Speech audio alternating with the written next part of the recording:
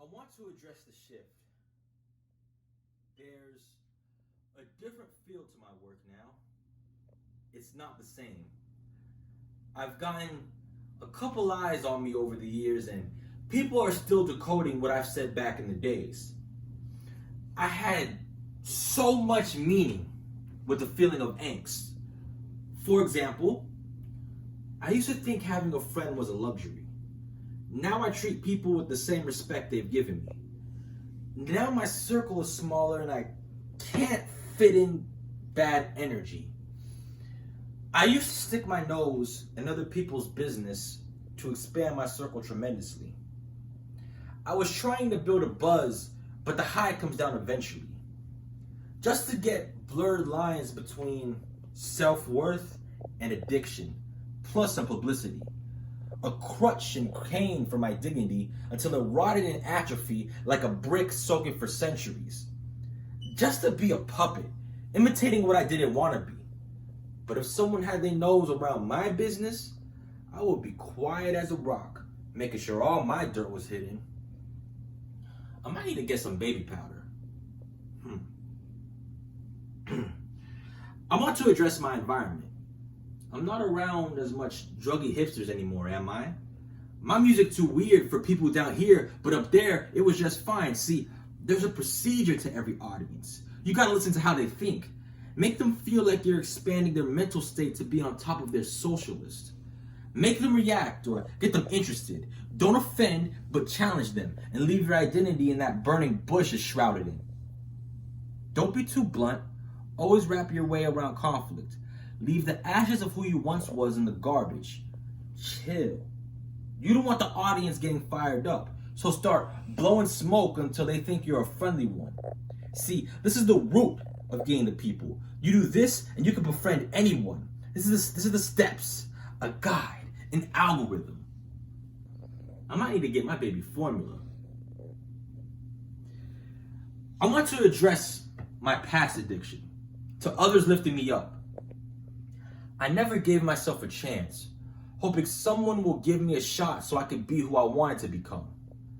I would fight, with myself mainly, and try not to lose any blood, saying any authority's name in vain like I was the only judge, and the law was rebellion.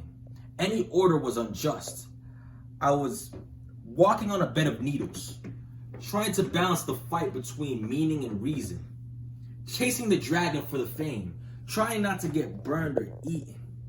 A rebel without principle, fighting fire with fire. I might need to get my baby a pacifier. Obviously, I'm a father now. I gotta stay clean and away from my old behaviors and hatred. See what I was saying back then and peep what I'm saying now, and you'll see the rehabilitation. Because I gotta give my baby everything, so she won't grow afraid like I did.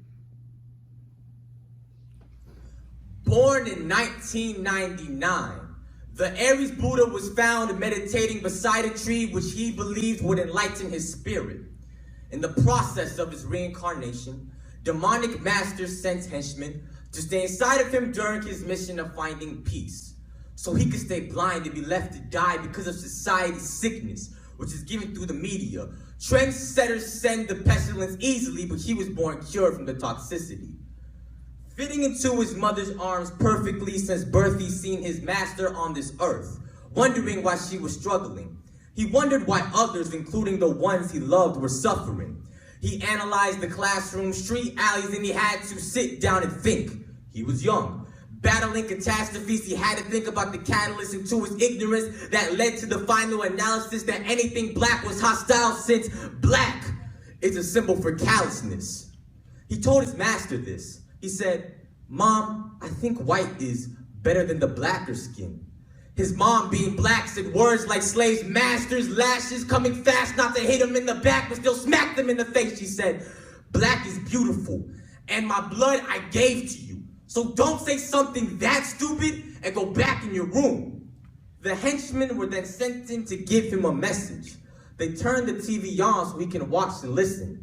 The screen gave him an image of perfections, telling him to be like this. He saw children being sinners to gain attention, which to a young mind exemplifies a heaven.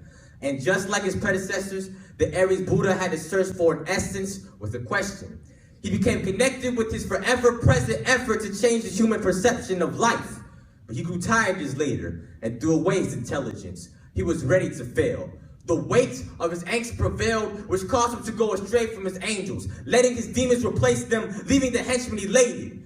He changed from his humble nature and became a rebellious, hateful kid who would act in the ways of his anger. He believed the henchmen's fake pictures, which tricked him to be like the others who were infected with the sickness of conformity. He was inoculated, but he wasn't free from it. Even a genius can make stupid decisions. His master examined the remnants of his damages and hit him in the head so hard till his ADHD was gone so he can hopefully listen. But he didn't. He was then sent into a prison isolated for failing his mission, begging for forgiveness. He was facing the consequences so later he could send darkness out and be enlightened forever. The henchmen gave up and lost their grip within him, allowing his inner self to become bigger and bigger until it was clear on the outside. He outshined his past lives with a sparkling third eye, with the foresight to help him forebear other forces coming forward, letting his spirit move the world with the high five. And after the handcuffs detached from his wrists, he came back to his master and apologized for his sins, replacing his devil talents with diadems, and died when the henchman came back again and started stabbing him in his passionate heart. And this poem was found on top of his casket. Thank you.